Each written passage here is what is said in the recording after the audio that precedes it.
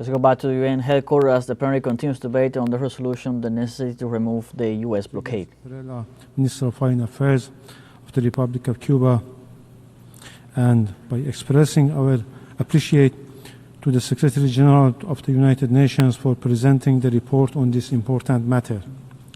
We convene in this assembly for 33rd time to reaffirm our unwavering determination to oppose unrestrained unilateralism and reckless foreign policies, along with the unilateral coercive measures imposed by a government that aggregates of itself to a position above international law.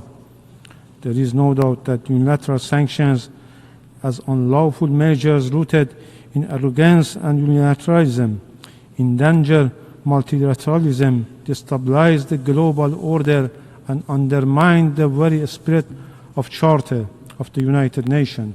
These measures have a profound adverse impact on the promotion of peace, both regionally and globally.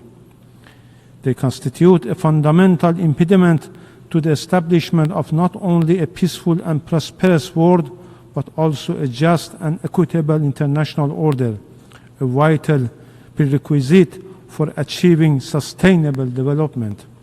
The continuation of unilateral and inhuman sanctions and the blockade imposed on Cuba for over 60 years under the pretext of promoting democracy stands as a clear example of unilateral coercive measures against a sovereign and independent state, which have systematically undermined the rights and well-being of the Cuban people. The United States, through its continued pursuit of unilateral and coercive policies toward independent and sovereign states, has persisted in ignoring the unanimous demand of the international community to end its hostility against Cuba, which have endured for more than 6 decades.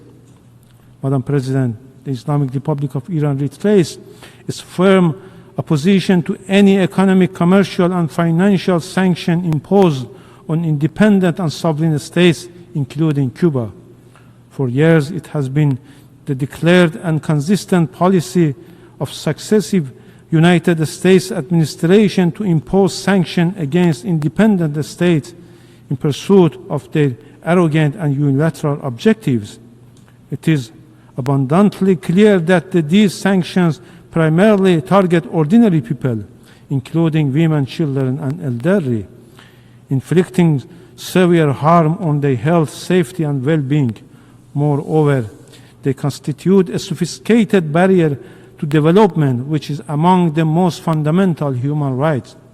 These inhuman and immoral policies and the use of sanctions as a tool of coercion to compel independent states to relinquish their freedom and sovereignty and approach to fundamentally undermine their dignity must be strongly condemned and unequivocally rejected. The overwhelming majority of the international community, in the repeated adoption of resolution by the United Nations General Assembly, has rejected the continued imposition of sanctions against Cuba, calling on the government of the United States of America to rectify its failed position and lift the embargo against Cuba. Madam President, the embargo against Cuba must be lifted immediately and unconditionally. Ending these measures would not only bring much needed relief to the Cuban people, but also convey a strong message that the era of coercion, domination, and economic oppression must come to an end.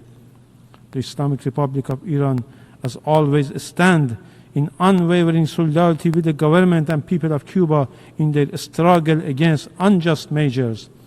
Alongside all nations committed to justice, we will continue to advocate for the complete elimination of all forms of unilateral coercive measures which undermine individual nations and the very foundations of international cooperation and peaceful coexistence. I thank you. I thank the distinguished representative of the Islamic Republic.